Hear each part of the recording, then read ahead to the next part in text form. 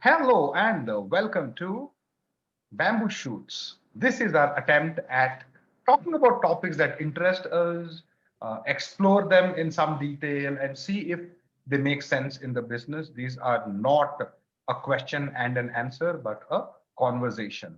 These conversations may or may not go anywhere, but usually they have a lots of nuggets of wisdom that you can use for your training uh, sessions or training business, even if we say so ourselves. My name is Abhilash, this is Rakshit, and I present to you Bamboo Shoots. Hello, Abhilash. Hello, everyone. Right. So, what do we talk about today? What is the similarity between Matrix and Ramayana, and Sholay and Diwar, and almost every popular movie that you know of, almost every popular uh, novel that you have read of, from Harry Potter to Lord of the Rings to everything else in between?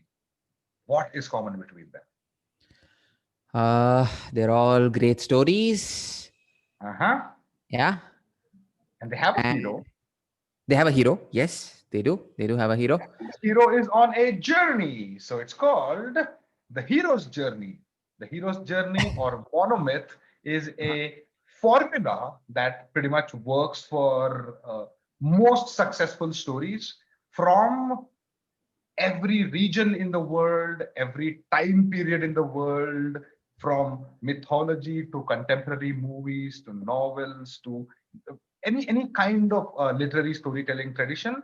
Uh, Joseph Campbell, was it, who Yes, Joseph wrote Campbell. that called The Hero with a Thousand Faces, monomyth, and came with to this startling conclusion that in broad strokes, every story is the same story, every hero is the same hero.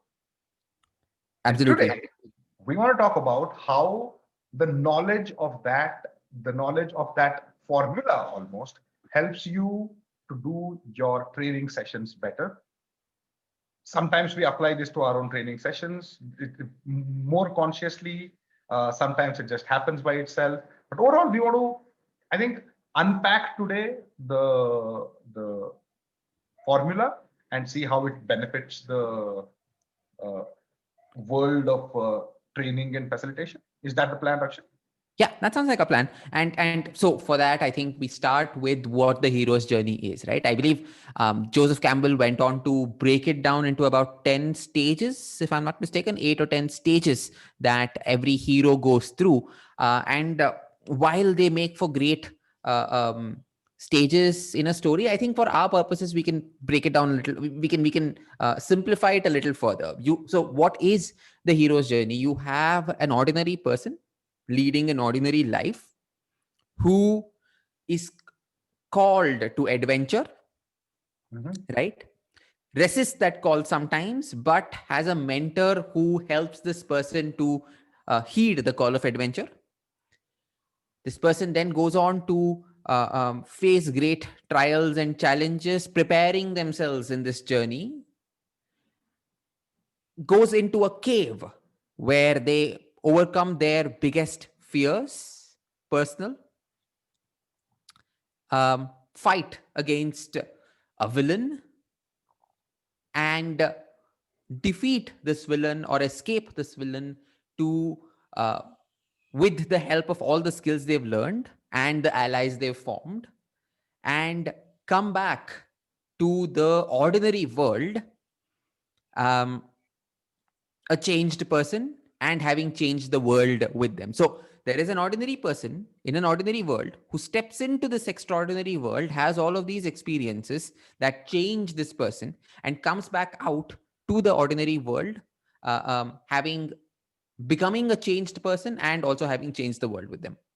Is that a fair summation?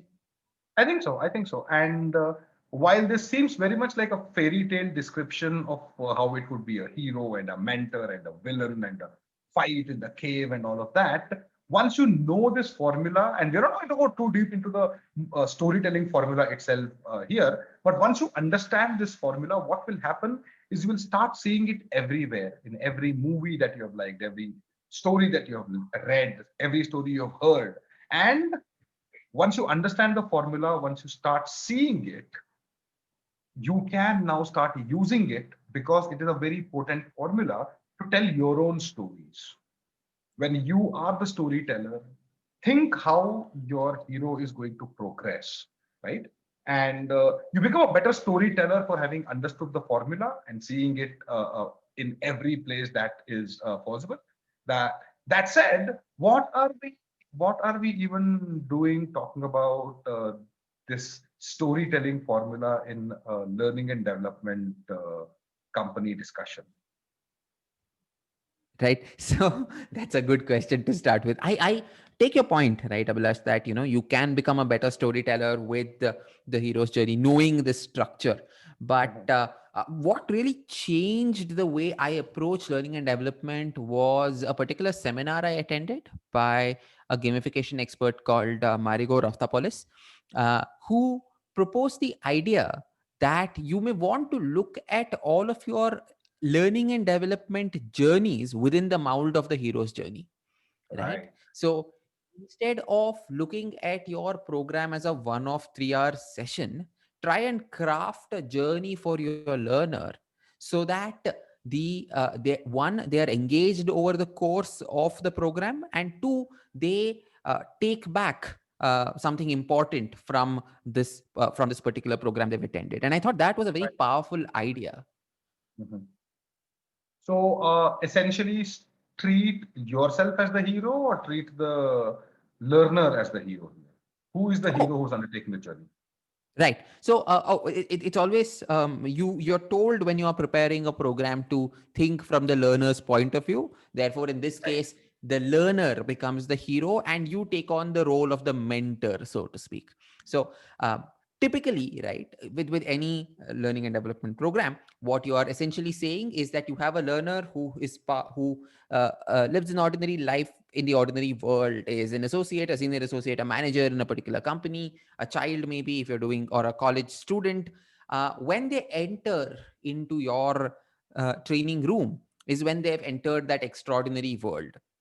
Mhm. They're reluctant to enter, they may not want to be there, they're taking time out of their busy schedules to attend this 3-hour program, and you as the mentor have to now convince them to be here. And you introduce them to the concepts they are to learn, the concepts that can help them perform better back in the ordinary world when they go back there, Right. right? And the way to teach them would be not by just a lesson or a PowerPoint presentation, but hopefully through activities and discussions and games and whatnot. And these are the uh, avenues in which they learn new skills and test their own abilities out. You present to them a great challenge that they can work on together.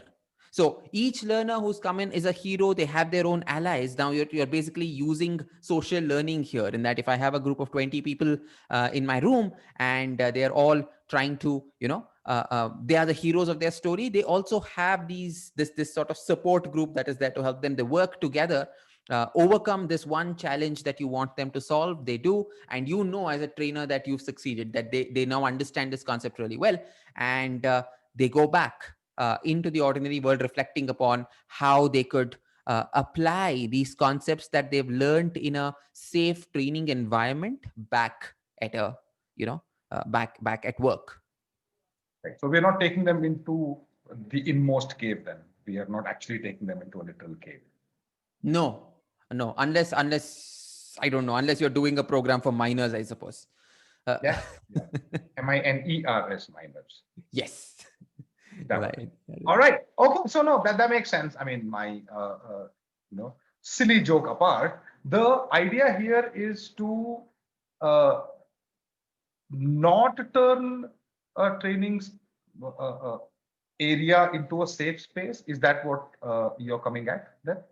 Because in my mind, I'll tell you my point of view first, Right. is that far too many trainers treat their learners with a kind of, how do I say, uh, safety first approach. Kid By that I gloves. mean they don't want them to experience any discomfort during the training. They want the entire thing to be so fun, so goody, so to speak, that they go back with fond memories of this place. And if you remember, one of the things that we do is we do that whole, you know, uh, trolley problem thing, which is supposed to make you morally uncomfortable, Right. right?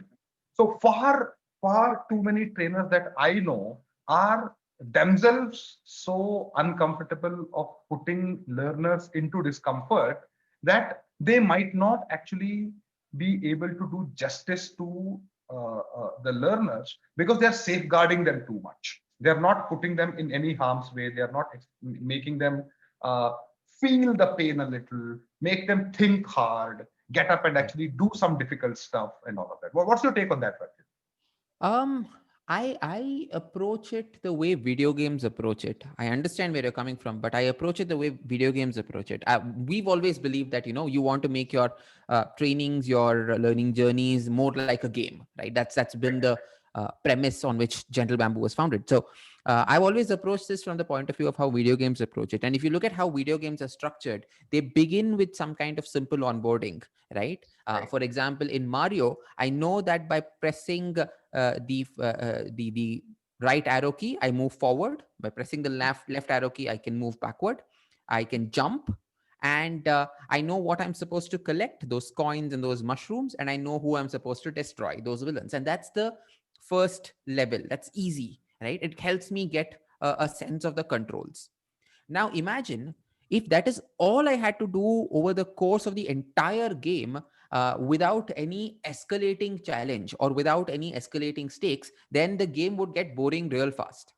Right. Even Pac-Man, even Snake, all of these, they begin with simple dots that you have to capture, but then the speed of that snake moving increases, right? Pac-Man, the speed with which the AI moves to capture you increases. With the Mario, the number of enemies you encounter increases, right? And so there is enough literature to suggest that our brains love challenges. They want to Right. solve challenges. And so uh, I think that in any training program, you begin with the kid gloves, you onboard your learners into a safe environment. They learn to trust this environment, they learn to trust their skills in the first half of the program. But there has to be a boss battle that you're leading up to by the end of the program. They have to know that by the end of the program there is this one challenge that I require, that I will solve, that gives me confidence that I have learned these skills really well. Otherwise, what tends to happen is that it's like those mathematics problems that we used to solve in the textbook. You'll solve the example problems and you think you know all the concepts, and then you go into the exercise problems where there are no answers and you wonder, how the hell am I supposed to solve this? You never taught me Right. that in any of the examples. Right. Right. Right. Too many training programs, I think, stop at the examples Right. and at not the exercise problems, if that analogy makes sense. Right. And to a large extent, the hero's journey steps kind of fall into that direction as well. The Mhm. first challenge that the hero faces is something that typically the hero loses because he's not quite ready for it. Right. But he does not lose it so badly. The stakes are not so high that the hero is dissuaded to just go back to his ordinary life. Right. That minor loss that he encounters sets him up to be pumped up really and want to do learn more, come back and defeat that bad guy, right? Right. And that happens the next time. And again, this is the formula of the storytelling thing, but this is Right. very adaptable to the training sessions as well, because the second time you ask a similar question, when the learner answers that question, having been unable to answer the first time, their confidence and their willingness to participate in your session goes higher. Correct. And then they now know, okay, so this is not one of those places where I've come to just sit, listen, and go away. I am supposed to be doing something here, which means they pay more attention there. And slowly but surely, the stakes keep going high and they are in it with you. That's my submission. No, absolutely. And I think you made a very interesting point, or at least you touched upon an interesting point, is that um, it's not just about the challenge, right? It's also about the incentive or the reward I get for successfully completing that challenge. So for example, upfront, if I were to gamify my classroom, I might have a very simple, ideas like points or progress bars as part of my learning design. So for example, in the virtual programs that we do, we use Dexter.io, and which is a tool we've developed, and we've incorporated points and leaderboards and progress bars, which are simple ways to let the learner know that, hey, you are moving forward, right? You are progressing. And as we go deeper into the session, we put together a couple of complex challenges that they have to solve. And then at that point, it's no longer just the leaderboard that is motivating them, but the ability to explore new concepts or to apply those concepts. In a way, you're slowly moving up the Bloom's taxonomy as well, and that is in itself kind of motivating for the learner. Those reward systems also need to be thought about very carefully, and not just the challenge. If I give Right. you a really difficult challenge to solve, and at the end of it I give you 10 points, you're not going Okay. to be happy with Right. it, right? Right.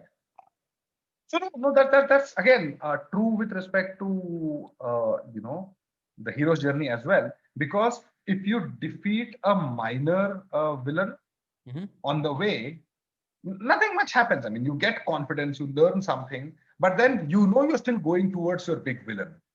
Right. And when I'm talking about this hero, villain, minor villains, big villains, and all, substitute, dear viewer, in your mind the favorite movie you have, and it will make sense just like that, Right.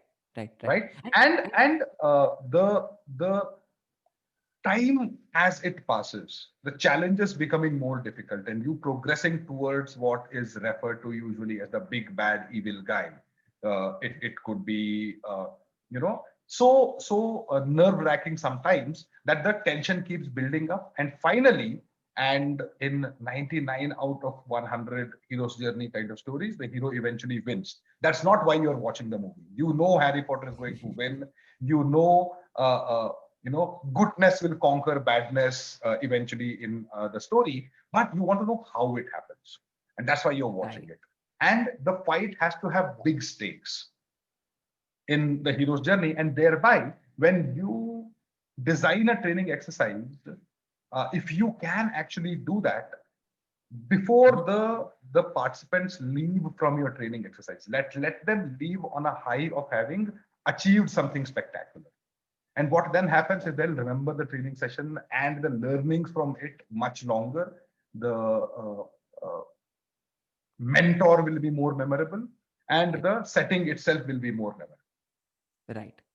No, on that point, right? I think we've talked a little bit and enough about how to think about any training program in the form of the hero's journey. One point that I want to end on, at least, is the most important part of the hero's journey, at least for me, has always been the return of the hero from the extraordinary world into the ordinary world, which means Mm. that in a learning environment, it is not enough if you deliver the most amazing session if there is no follow-up plan for how the participant or the learner is going to apply it back in the real world, Mm. and a way for them to track their own progress in the real world. So as a trainer, I think it is equally your responsibility to give them the tools. We do that by giving participants learning trackers. We do that by talking to managers and giving them these decks of cards, challenge cards that they can apply back in the real world. And that kind of support, I think, is absolutely relevant. Otherwise, it's a great story, and you are immensely successful in the world of the story, but when you come back outside the classroom, there is nothing to show for it, except some sort of glory that I did really well in this particular class, right? Okay. All right. Let's do this. Let's do this. Let's take a topic Mhm. and see if in the next 3 odd minutes we can craft a training exercise full of challenges and learning and takeaways Mhm. based on how the hero's journey formula works by itself. Right. Right. So do you want to suggest something, a topic? We could do it on the topic of rewards itself. There's Okay. a very pretty interesting concept in gamification and also in marketing, that uh, that your users can be motivated by SAPs: status, access, power, and stuff. Right? You can Mhm. motivate your users by giving them status. You can motivate your users by giving them access to some kind of you know. Uh, some experience that they do not have access to, power within the environment, and of course stuff, which is money or you know, um, Books, books, right? medals, Medals, trophies, all of that. physical Physical, stuff. tangible stuff, absolutely. So let's look at SAPs and let's see what the steps would be. If I were to do a training program on SAPs, what would it go? So you have the learner who is introduced into this environment. So I might send you a an email, right, inviting you to attend this program, and in that program I write a particular thing about how you are invited to this amazing program with just about 15 other people, and these are the links to the program, and you have access. This is the password that you have to put in, right? So in a way, I am inviting you from the ordinary world into my training environment by sending you a personalized email, Mhm. which is how most organizations as well do it. When you are into the program, is as the mentor, I introduce you to the concept of SAPs first. I explain maybe in the first half an hour what status is, what access is, what power is, and what supply, what stuff is. Um, then I have to give you some kind of a challenge for you to know whether you've understood it or not. If I were to apply the Bloom's taxonomy, if my first step is for you to just remember the concepts and understand the concept, I might do a simple quiz, right? I might do a simple quiz on SAPs, and in answering those questions, I know that you understand the concept, that you remember the concept, and you get a few points, a few badges, some progress bar to indicate that, hey, I understand the concept now. Next comes the pit, where I give you a big challenge to solve. So let's Mhm. say if I was doing this particular program for trainers, I might ask you to come up with a list of all the ways in which you could give status to your participants, all the ways in which you could give access or power or Right. stuff to the participants, right? And it might be a discussion conducted over breakout rooms. It might be in the in the format of I'm giving you a particular training program, let's say on team building, and I want you to just come up with 10 ways to give status. And so that discussion leads itself to some kind of answers, and that becomes your big application problem, right? You come out from it, you share it with everybody else, and at the end of it, we commit to doing three things in the next program: one way in which I can give status, one way in which I can give access, and one way in which I can give power to my learner in a training program. So a simple, and as a group we commit that a simple way in which I could give status would be to give them these badges in the training program, right? A simple way to give them access would be to give them my email ID and say, stay in touch with me, or to create a WhatsApp group and say, stay in touch, right? I'm sharing new content that I don't share with anyone else. A simple Mhm. way to give them power would be that in a virtual session, for example, if you want to say something, you have the opportunity to unmute yourself and speak up, right? Because you've done quite well. And so these are simple, and this is what each trainer commits to doing. Now there is a way for me to track whether they're able to do that going forward or not. I could give them this, I could give them a workbook, I could give them a calendar, a sort of a learning tracker in which they say, in this program I did all of these three things, and so they are accountable to themselves. And so in a simple way, you've crafted this journey for uh, a learner from start to finish. Yeah, yeah, no, that's beautiful. And I think that pretty much covers everything that I at least wanted, I could think of during this topic. Right.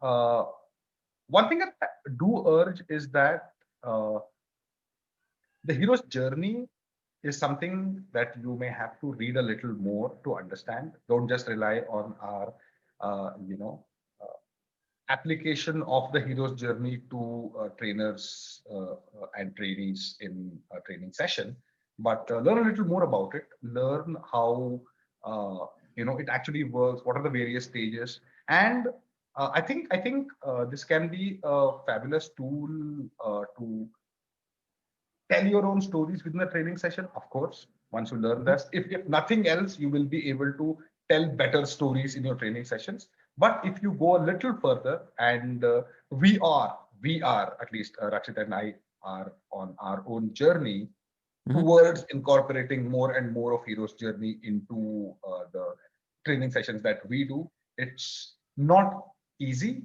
but it is worth it. Right. And in the Absolutely. style of LinkedIn uh, motivational stories, I have only one question to ask you. Agree? Question mark. I think that's a good place to stop as any. All the very best. And do let us know if you're using it and how your experience has been. Let us know in the comments. Let us know by sending us an email. And do subscribe for more content like this. We're putting out a lot of content now. Yeah, subscribe. Subscribe is good, right? We're not very good with this whole, like, subscribe, share, comment, and all of that. For now, just subscribe. If you like something, actually, then like it. If you feel like sharing it, share it. If you have a question or a comment, actually have one, then Mhm. comment. The only thing that we can request is to subscribe to the channel yourself if you like the content that you're seeing. Absolutely. All right, then. Bye bye. Thank you. And bye bye.